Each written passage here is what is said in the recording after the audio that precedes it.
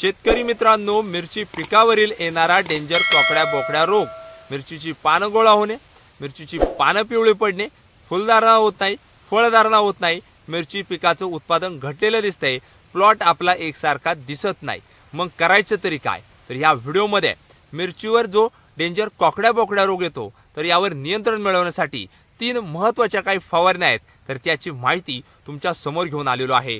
जय शिवराय, नमस्कार शेतकरी मित्रांनो, मी मिलिंद भोर स्वागत करतो तुमचं मिलिंद भोर आपल्या शेतीविषयक यूट्यूब चॅनलमध्ये।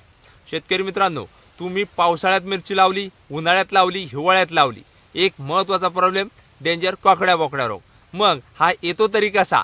तर लक्षात घ्या, मिरची पिकावर लागवड केल्यापासूनच थ्रिप्स, मावा, तुडतुडे, रसशोषक किडी, पांढरी माशी यांचा अटॅक होतो। फुलधारणा अवस्थेमध्ये ब्लॅक थ्रिप्स हा येतो। तर यावर आपल्याला जर नियंत्रण मिळालं नाही तर मिरचीला डेंजर कोकड्या बोकड्या रोग आणि उत्पादन घटतं। तर यावर नियोजन मिळवण्यासाठी मी तुम्हाला ज्या 3 फवारण्या सांगतोय तर त्यातली पहिली आणि महत्त्वाची फवारणी, तर ही करतेवेळी थोडंसं मागं जाऊया। ज्या वेळेस आपण मिरचीची लागवड करतो तर मिरची लागवड पासून तर 40 दिवसापर्यंत आपल्याला महत्त्वाच्या काही कीटकनाशकांची फवारणी करणं गरजेचं आहे। तर कीटकनाशक घेतेवेळी आपण आदामाचं ट्रासिड घेऊ शकतोय, बरोबर मिरची आपली लागवड झाल्यानंतर 10 ते 20 दिवसांच्या दरम्यान। तर ते म्हणजे आदामाचं ट्रासिड प्रति पंपासाठी 30 मिली याप्रमाणे। आता तुम्ही हे उपलब्ध झालं नाही तर तुम्ही सिजंटाचं सिमोडिस आहे हे घेऊ शकताय, प्रति एकरसाठी याचं प्रमाण 160 मिली याप्रमाणे आहे, याची फवारणी करू शकता। त्यानंतर तुम्ही बेनिवाय घेऊ शकता, त्याच्यानंतर तुम्ही रोगार आणि नीम ऑइल एकत्र करून घेऊ शकता, किंवा तुम्ही घेऊ शकता इमिडाक्लोप्रिड असणारा घटक। आता शेतकरी मित्रांनो, हे 40 दिवसापर्यंत, पण तिथून पुढे भरपूर शेतकरी म्हणतात की आमचा प्लॉटला अजून पहिलाच तोडा झाला नाही, किंवा एखाद्या शेतकऱ्याचा पहिला तोडा झालाय, दुसरा तोडा झालाय, पण जाम आमची मिरचीचा प्लॉट आवडलेला दिसतोय, पानं गोळा झालेली आहे आणि पिवळी देखील पडलेली आहे। मग यावर प्रभावी अशी जी दुसरी महत्त्वाची फवारणी सांगतोय तर ती करते वेळी आपल्याला काय करायचं? तर 200 लिटर पाणी घ्यायचे, एखादा ड्रम करा, टिपाट घ्या, यामध्ये आपल्याला वापरायचं आहे 2 लिटर ताक। हो शेतकरी मित्रांनो, हे ताक आपल्याला घ्यायचे, यामध्ये घ्यायचे आपल्याला मिक नेल्फ 32 हे घ्यायचे आपल्याला 500 ग्रॅम याप्रमाणे।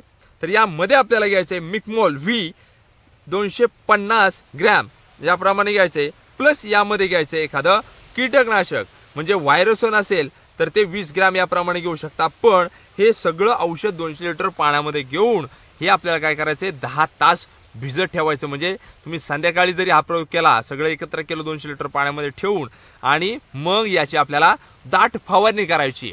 आता लक्षात घ्या, ही फवारणी करते वेळी 8 दिवसातून एकदा करायची। म्हणजे कशी, आज जर फवारणी केली तर 8व्या दिवशी परत एकदा आपल्याला ही फवारणी करायची।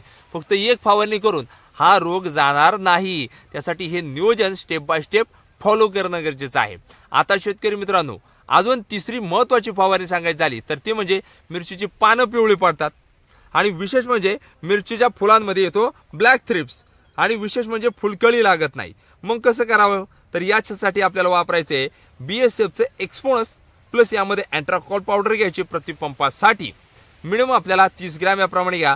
फुलकळीचं एखादं टॉनिक ॲमिनो फुलविक असणार हे घ्या, आणि ही दाट फवारणी आपल्या मिरची पिकावर करायची।